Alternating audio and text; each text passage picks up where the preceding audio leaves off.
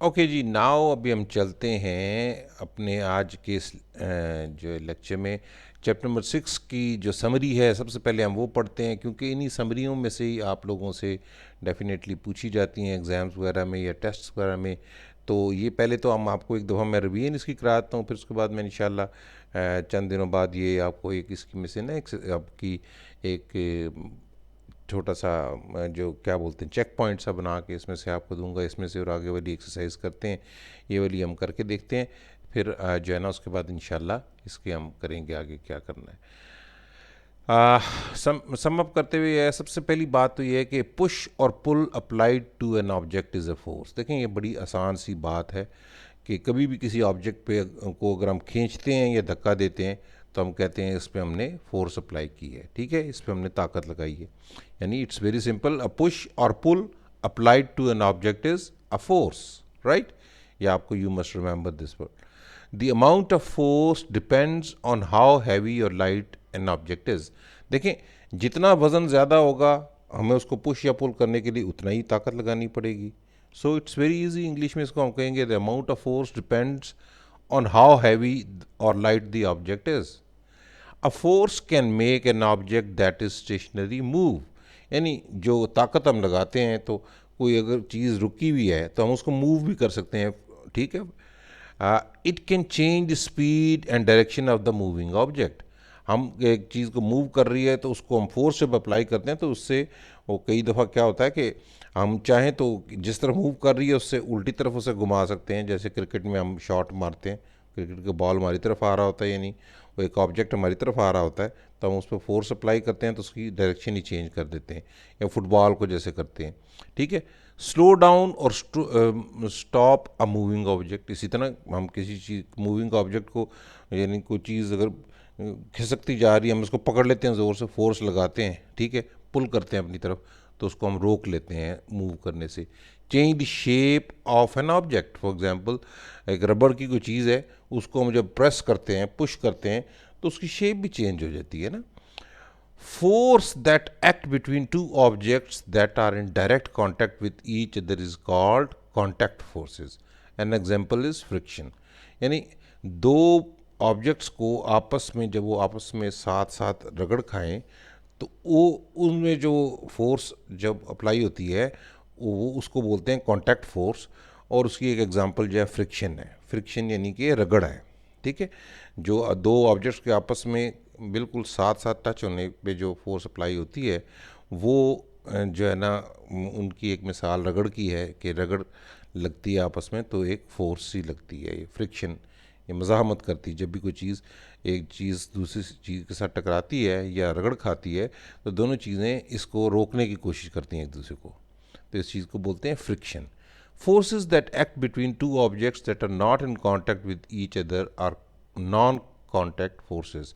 यानी कुछ फोर्सेस ऐसी होती हैं कि जो ऑब्जेक्ट्स के बिल्कुल करीब ना होने के बावजूद एक दूसरे पे वो असरअंदाज हो रही होती हैं, तो उनको बोलते हैं non contact forces. For example the magnetic and gravitational forces, जैसे कशिश शकल जिसको उर्दू में बोलते हैं, यानी ज़मीन अपनी तरफ हर एक चीज़ को खींचती है, तो वो हालांकि कांटेक्ट नहीं होता किसी चीज़ के साथ उसका, मगर वो फोर्स लगा रही होती है, उसको अपनी तरफ खींच रही होती है। इसी तरह मैग्नेट्स जो होते हैं किसी चीज़ को पुश या पुल भी इवन कर सकते हैं, मैग्नेट्स होते हैं। When a moving object is in contact with another object, the stationary object exerts a force on the moving object and tries to slow it down और stop its movement altogether. This force is called friction. जब कोई एक चीज़ move कर रही होती है तो दूसरा ऑब्जेक्ट, एक ऑब्जेक्ट मूव कर रहा है, तो जब दूसरे ऑब्जेक्ट के साथ ये इसका कांटेक्ट हो रहा होता है तो वो उसको रोकने की कोशिश करता है। जो मूव कर रहा होता है ऑब्जेक्ट, उसको मूव करने वाला जो स्टेशनरी होता है वो मूविंग ऑब्जेक्ट को रोकने की कोशिश करता है। ये ज़मीन भी हो सकती है, ये हवा भी हो सकती है, ठीक है। Depending upon the circumstances friction can be useful और हार्मफुल टू अस। फ्रिक्शन जो होती है दो, उसमें उसके दोनों फ़ायदे हैं। फ़ायदे ये भी हैं, आप देखें कई दफ़ा फ्रिक्शन की वजह से हम गिरने से बच जाते हैं, हम किसी चीज़ को स्लिप करने से बच सकते हैं, और कई दफ़ा नुकसानदेह भी हो जाती है कि फ्रिक्शन की वजह से हमें किसी चीज़ को मूव करना हो तो फ्रिक्शन की वजह से मूव करना बड़ा मुश्किल हो जाता है। Magnetic forces or magnetism is a force exerted by magnets on other magnets and metals. Attracting them towards them self. Magnetic force जो या मैग्नेटिज्म जो होती है एक ऐसी फोर्स होती है जो कि मैग्नेट्स अपनी तरह के दूसरे मैग्नेट्स या जो मेटल्स जो धातें होती हैं उन पे ये फोर्स उनकी लगती है और वो क्या करते हैं अपनी तरफ उन चीज़ों को खींच लेते हैं, यानी एक मैग्नेट दूसरे मैग्नेट को भी और मेटल को भी अपनी तरफ खींच लेता है। So it is magnetic force is non contact force, मगर ये एक फोर्स की किस्म है। The force of the earth that pools objects towards its centre is called gravitational force और ग्रेविटी। जैसे हमने इस चैप्टर में पढ़ा है ना कि जो अर्थ है वो हर चीज़ को अपने सेंटर की तरफ खींचती है, ठीक है। तो ये जो अर्थ की जो फोर्स है जिसकी मदद से वो अपनी हर चीज़ को अपनी तरफ खींचती है, वो उस फोर्स को बोलते हैं ग्रेविटेशनल फोर्स, ठीक है। Tools with few parts and simple structure that make our work easier are called simple machines. कुछ मशीनें हमारे पास होती हैं जिनको बड़ी सिंपल सी होती हैं, जिनमें बहुत कम पार्ट्स होते हैं, तो उनको हम कहते हैं सिंपल मशीन्स, ठीक है। An inclined plane is a flat surface with a gradual slope that helps to move heavy objects up to a certain height without much effort। यानी देखें अगर आप स्लोप बना दें ना कहीं पर, थोड़ी सी स्लोप बना दें तो किसी ऑब्जेक्ट को नीचे से ऊपर ले जाना या ऊपर से नीचे लाना आसान हो जाता है ना, उठाने की निस्बत इसको धक्का दे के पुश करके हम नीचे से ऊपर या ऊपर से नीचे ला सकते हैं अगर हम कोई ग्रेजुअल स्लोप बना दें, ठीक है ना। A wedge is shaped like a V with two inclined planes that meet at a sharp point। जो वेज एक होती है ना, वेज एक ऐसा मशीन है जो वी की तरह होती है ना, वी की तरह तीर का जैसे निशान होता है ना, इस तरह ये वी की तरह होती है। उसमें दो जो उसके जो है ना ऑब्जेक्ट के दो कॉर्नर जो है ना, और तीसरा कॉर्नर जो है उस पे जाके मिलते हैं, वो एक बारीक सी जगह पर जाके मिलते हैं, ठीक है। तो ये उसको क्या बोलते हैं, wedge. A lever is a rigid rod that is placed in such a way that it can move freely around a fixed point. यानी लीवर क्या होता है, एक ऐसी चीज़ होती है जैसे एक रॉड सा एक होता है, उसको क्या करते हैं कि हम एक ऐसे ख़ास पॉइंट पे रख के उसको दूसरी चीज़ों को हिलाने के लिए इस्तेमाल कर सकते हैं। जैसे बड़ा पत्थर हिलाना है हमने, तो एक लोहे का हमने बड़ा सा रॉड लिया और छोटे पत्थर के ऊपर इस रॉड को रख के और उसको नीचे से ऊपर से लीवर से उठाने की कोशिश की, तो उससे क्या होता है कि आसान हो जाता है उठाना, ठीक है, उसको मूव करना। A wheel and axle is made up of a wheel attached to a rod। A wheel and axle is made up of a wheel attached to a rod। जो व्हील होता है वो व्हील और axle जो है इसको attach कर दें अगर एक रॉड से, तो हम कहेंगे ये व्हील एंड एक्सल है, ठीक है। A pulley is a wheel with a groove allowing a rope or a chain to pass around it।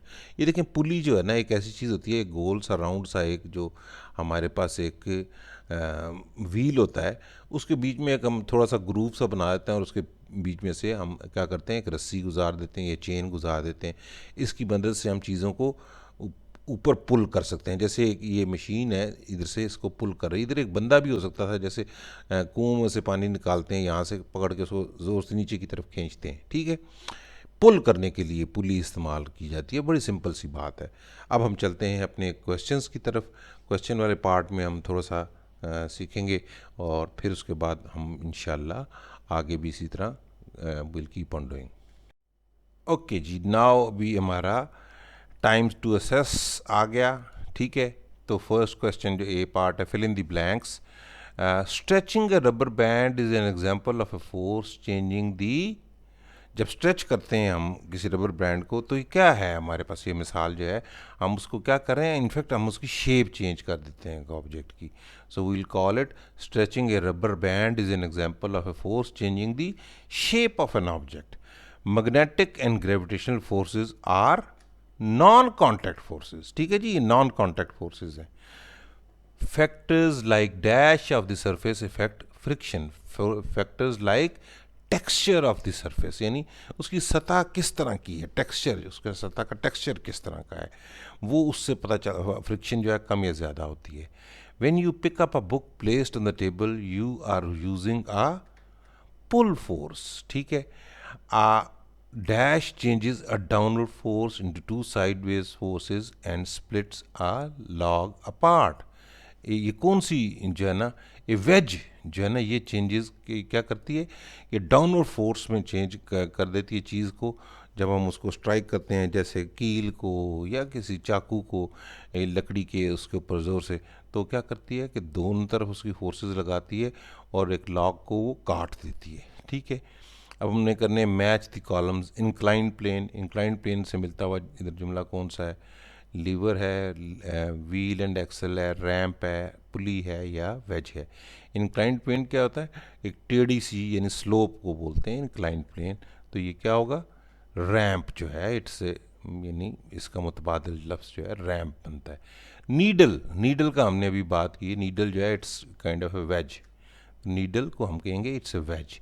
Bottle opener, what is bottle opener? Bottle opener जो है व्हील एंड एक्सल की मिसाल है, जैसे गोल घूमता है ना बॉटल ओपनर जो है।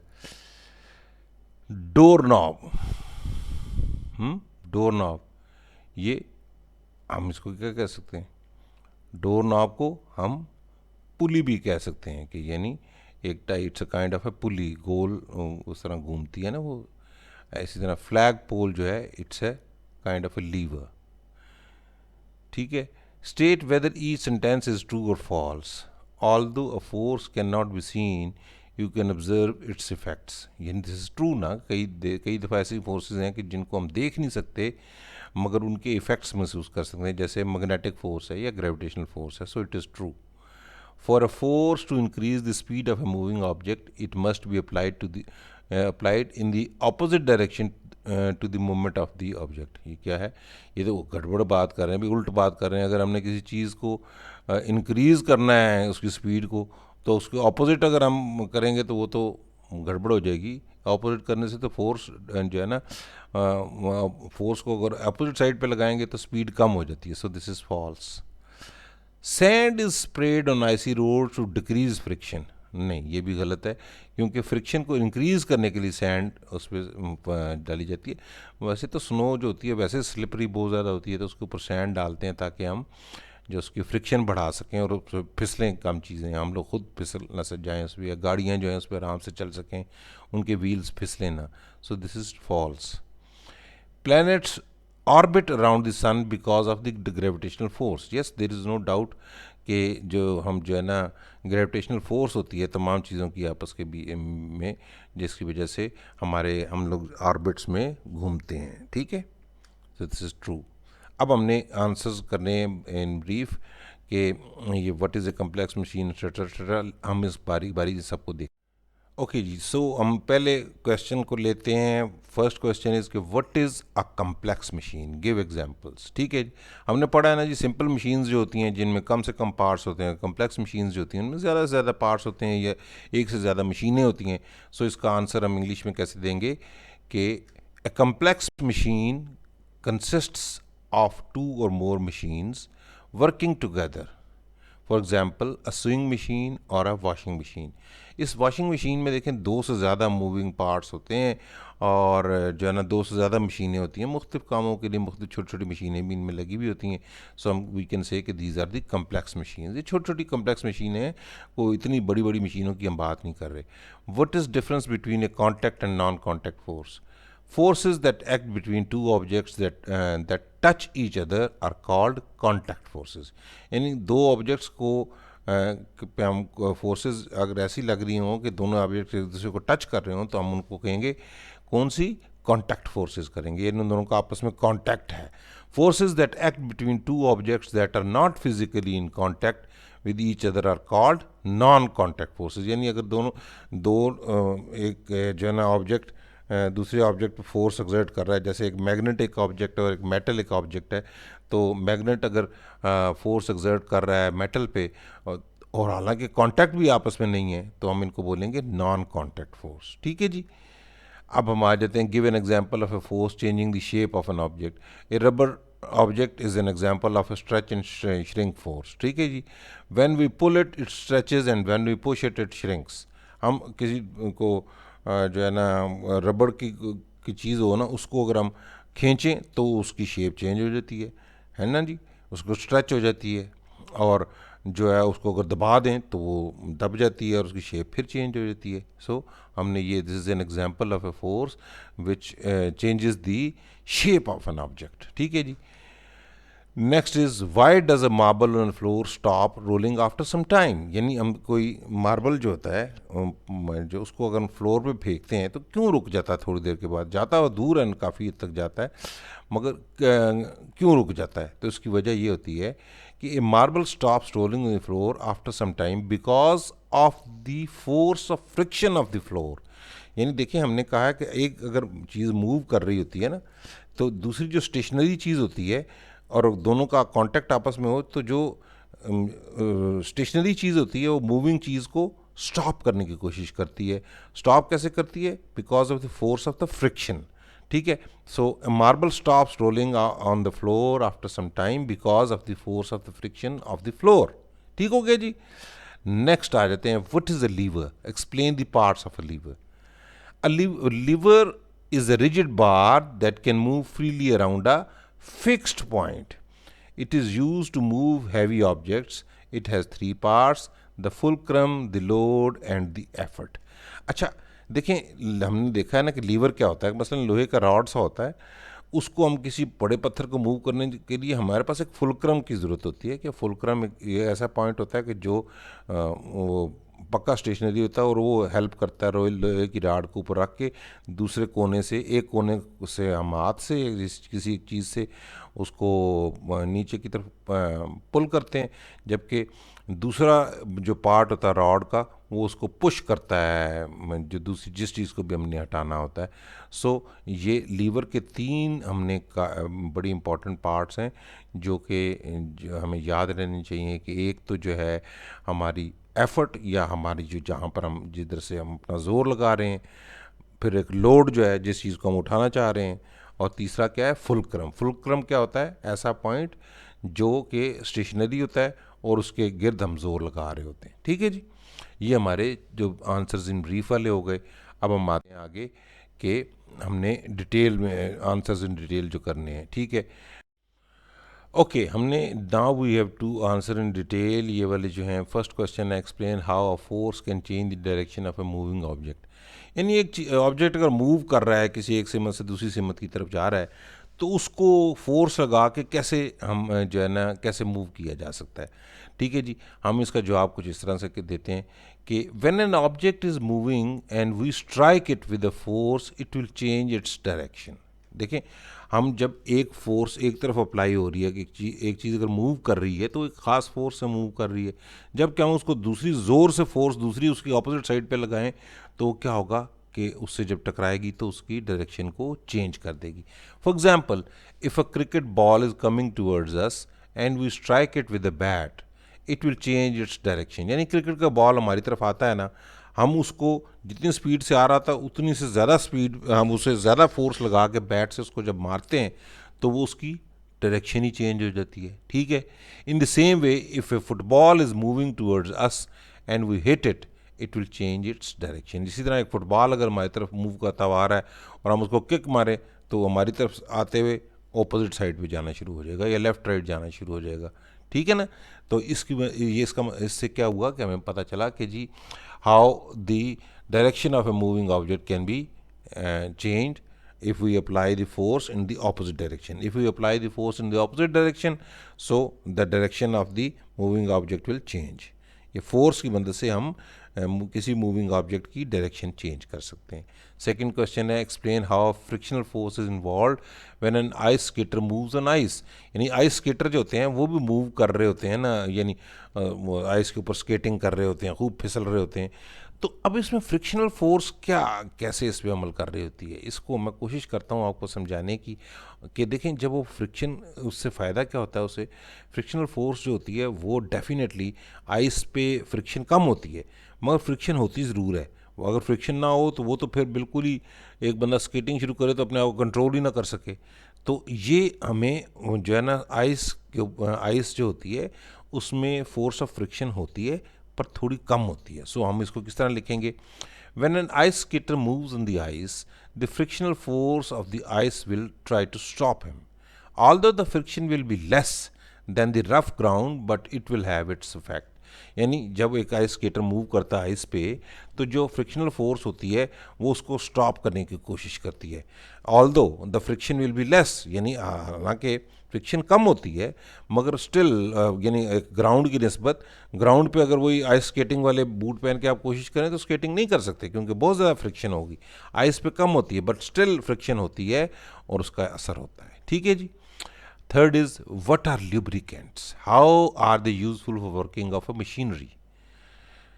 हाँ जी, substance applied to a surface to reduce friction between moving parts are called lubricants. Substances applied to surface to reduce friction between moving parts are called lubricants. अगर कोई moving parts होते हैं किसी machinery के, उनके दरमियान में अगर फ्रिक्शन है और फ्रिक्शन को कम करने के लिए हम जो चीज़ इस्तेमाल करते हैं उसको क्या कहते हैं lubricant. For example, in machines, friction can wear out the moving parts and damage the machines. मिसाल के तौर पे मशीनों के बीच में जो बहुत सारे पार्ट्स मूव कर रहे होते हैं, इनके बीच में जो फ्रिक्शन होती है, रगड़ जो होती है, वो क्या होती है कि उसकी वजह से हमारे पार्ट्स जो है वो क्या होते हैं, घिस भी जाते हैं. ना सिर्फ घिस जाते हैं बल्कि रगड़ खाने से टूट के मशीन को भी ख़राब कर सकते हैं. सो हम क्या करते हैं, to reduce the friction we use grease और the lubricant oil in cars etcetera. जैसे गाड़ियों में हम ऑयल डालते हैं ना, ग्रीस भी लगाते हैं, ताकि क्या होता है, ये लुब्रिकेंट्स होते हैं. ये लुब्रिकेंट्स होते हैं, लुब्रिकेंट ऑयल्स या हम ग्रीस इस्तेमाल करते हैं ताकि उनके फ्रिक्शन आपस में कम हो जाए और उनकी टूट फूट जो है चीज़ों की कम से कम हो जाए. अब नेक्स्ट क्वेश्चन है, describe the working of a wedge. Wedge कैसे काम करती है? वेज आपको आपने देखा ना कि वेज क्या चीज़ होती है, आपने पहले पढ़ा है, हम थोड़ा सा फिर इसको एक्सप्लेन करते हैं. A wedge is a simple machine shaped like a V. ठीक है, तीर की तरह के एक जो कह लें या वी की तरह की एक चीज़ होती है जिसको बोलते हैं हम wedge. It has two inclined planes that meet at a sharp point. देखें ना, ये दो इसके पॉइंट्स हैं ना वी के, एक इसके आगे कोना सा होता है. ठीक है. So the tip of a nail, a chisel, a needle, a razor and a knife with a sharp slanting edge are the examples of a wedge. तो यानी क्या होता है कि यानी पीछे से मोटा और आगे से पतला होती है ये चीज़. इसकी मदद से हम लकड़ी वगैरह को अगर काटना हो तो उसको ऊपर से जब मारते हैं ठक करके, तो क्या होता है कि वो वी शेप होने की वजह से वो उसके अंदर घुस जाती है और उसको दो हिस्सों में तकसीम कर देती है. तो इस चीज़ को बोलते हैं wedge machine. Wedge is a very simple machine ना. जैसे आपने कुल्हाड़ी देखी है या नीडल देखी है या कोई इस तरह की चीज़ें जो होती हैं, शार्प पॉइंट जिसका एंड पे शार्प पॉइंट और पीछे ज़रा थोड़ा सा पीछे से चौड़ी हो, ताकि उससे वो जब स्ट्राइक करें हम तो जिस चीज़ को स्ट्राइक करें उसके दो हिस्सों में तकसीम कर दें. नेक्स्ट क्वेश्चन है, अ force can be a push और अ पुल फोर्स. हमने इतना right paragraph note on pulleys. हम कहते हैं कि जी फोर्स जो होती है दो किस्मों की होती है, पुश वाली फोर्स होती है और पुल वाली फोर्स होती है. A pulley is a wheel with a groove allowing a rope or a chain to pass around it. ठीक है, पुली की आपको तस्वीर तो याद ही होगी कि पुली क्या होती है. पुली जो है ना, एक व्हील जो होता है जिसके बीच में ग्रूव होता है और उस ग्रूव में से हमने रस्सी पास की हुई होती है. अब उसको एक तरफ से हम खींचते हैं, ठीक है, और वो उसको किसी चीज़ को उठाने के लिए इस्तेमाल होती है. हम उसको कैसे इंग्लिश में लिखेंगे, the things are easier to pull towards ground because in this way the gravitational force helps and it becomes easier to pull. हमने अगर किसी चीज़ को पकड़ के नीचे की तरफ खींचे ना, ज़मीन की तरफ, तो वो आसानी होती है बनिस्बत किसी चीज़ को नीचे से ऊपर की तरफ उठाने के लिए. जब किसी चीज़ को नीचे से ऊपर की तरफ उठाते हैं तो जो ज़मीन की ग्रेविटेशनल पुल है वो भी हमारे मुखालिफ जाती है. जबकि अगर ज़मीन की तरफ जब लेके आते हैं तो ज़मीन की ग्रेविटेशनल पुल हमारी मदद करती है. तो इसी वजह से पुलिस में जो क्या होता है, ईजियर होता है कि बड़े वज़न को हम आसानी से उठा लेते हैं. इसलिए इसको अंग्रेज़ी में हम लिखेंगे, hence we can pull the weight easily. A force can be a push or a pull. A pulley is a wheel with a groove allowing a rope or a chain to pass around it. The things are easier to pull towards ground because in this way the gravitational force helps and it becomes easier to pull. Hence we can pull the weight easily. Easy था ना जी, कुछ भी नहीं था. हम लोगों ने माशाल्लाह तो काफ़ी सारा आज काम कर लिया.